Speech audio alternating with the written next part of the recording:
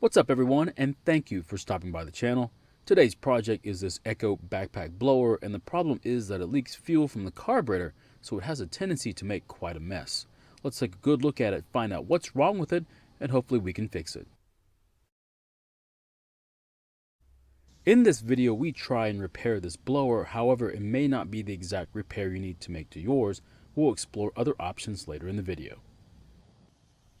This Echo blower is very used, but the engine is in fantastic shape, and with almost 60 cc's, this engine has plenty of power to make short work of any leaves and grass.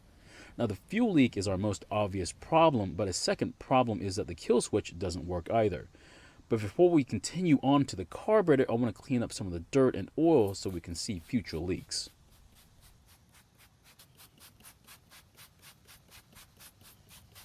After taking the filter cover off, we can now see the extent of the fuel leak.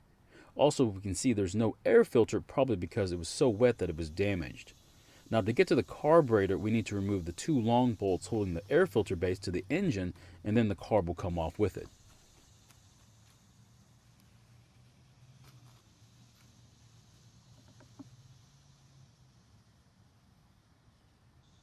The next thing we need to do is disconnect the fuel lines and the throttle cable. Now the bigger line goes to the port that was near the top of the carburetor when it was on the engine. One of the main reasons why the carburetor would be leaking fuel, aside from the needle valve not seating properly, is if the metering diaphragm is resting in a low position. Now to get to the metering diaphragm, we need to remove the primer bulb section so we can inspect it.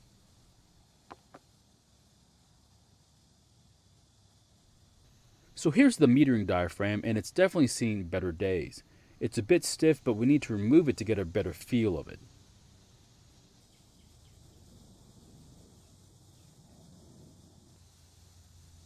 Once out of the carburetor, we realize just how bad it is, so we definitely have to replace it with a new one.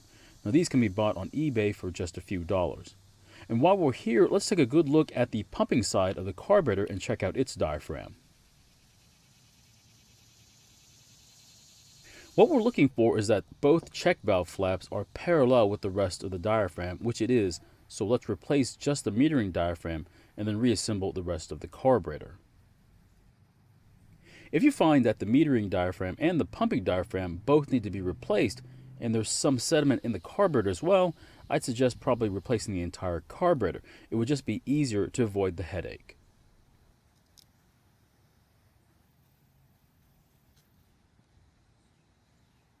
When replacing the metering diaphragm, install the gasket to the body of the carburetor first, and then the diaphragm.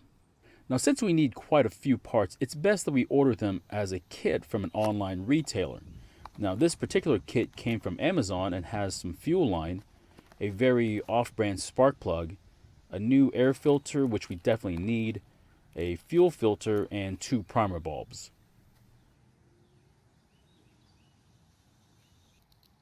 We'll replace the primer bulb before we reinstall the carburetor back on the engine, and then save the other one for another carb in the future.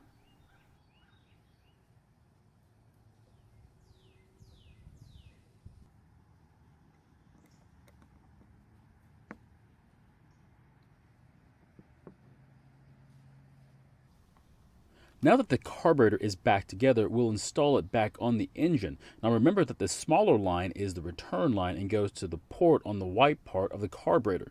The larger line has the fuel filter on it and goes to the port near the top. After that, reconnect the throttle cable and then the air filter base.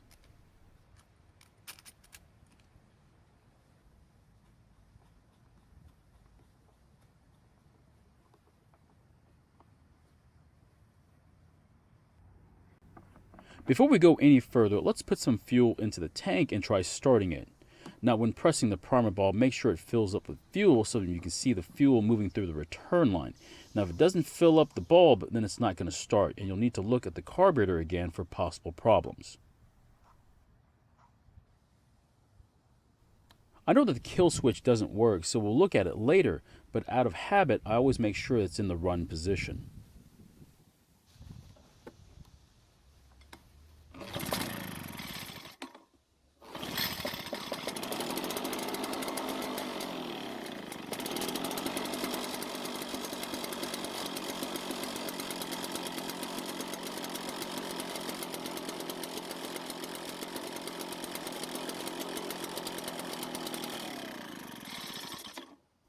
Since the kill switch doesn't work, we'll have to use the choke lever to stop the engine.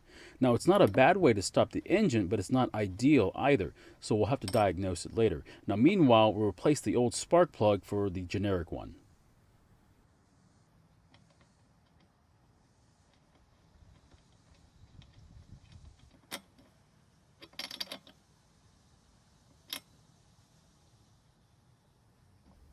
Now when it started, it only wanted to run with a lot of choke, so we'll turn the screw marked L about a fifth of a turn counterclockwise to give it more fuel to run off choke.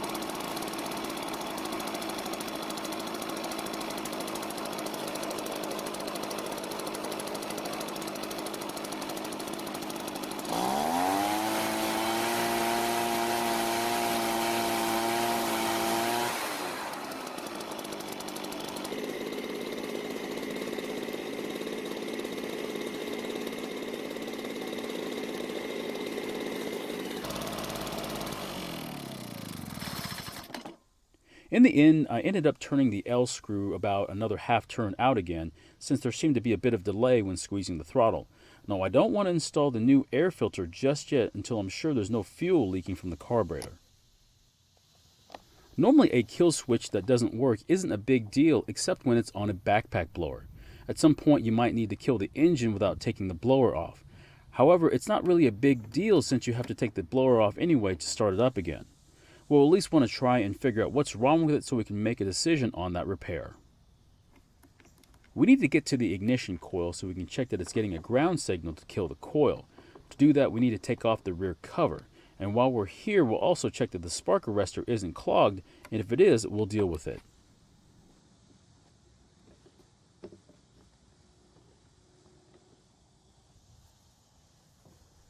The screen usually sits between the muffler and its outlet, so we'll have to remove these screws and then remove the screen.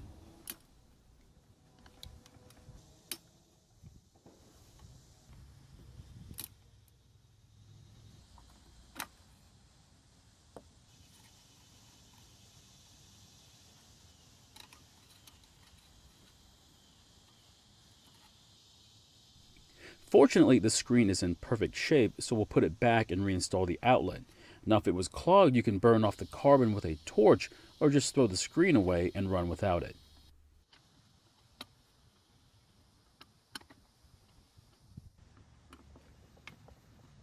The coil is behind this plastic cover, and if we remove it, we can disconnect the ground wire and check it with a multimeter. When we connect the probes to the ground wire and to the metal on the engine, and with the kill switch in the stop position, we should get a reading on the multimeter. Unfortunately, it's not getting a reading, so there's a break somewhere in the wire going to the kill switch. Now, the other wire that goes to the kill switch is making good contact with the engine block, so there's a problem maybe with the splice or the switch itself. And after checking the only splice, the news isn't good, so we'll have to get to the switch now.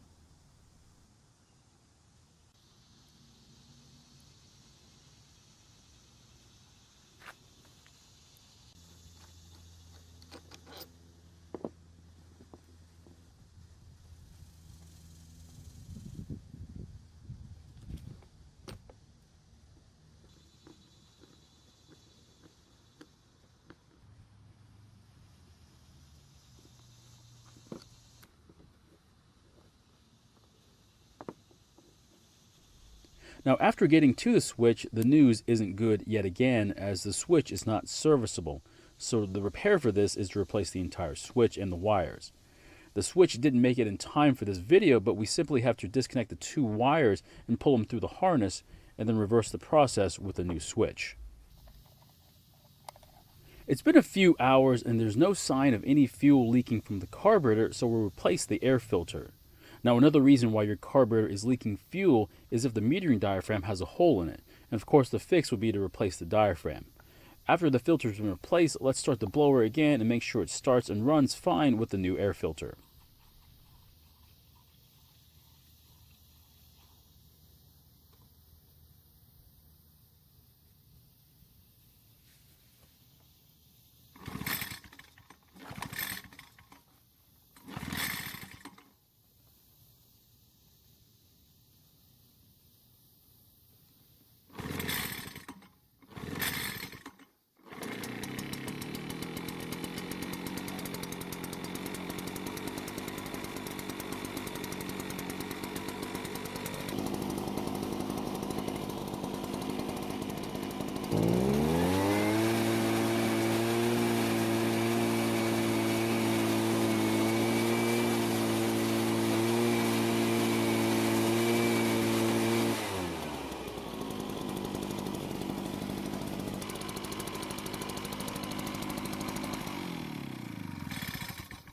So my question is, would you fix the kill switch on this blower or leave it alone? Now this blower, of course, would be yours and not someone else's, but would you insist it be fixed? I know what I would do, but I'm more curious about your answer. Thank you for watching. I really appreciate your time. Please feel free to ask any questions, and I hope to see you in my next video.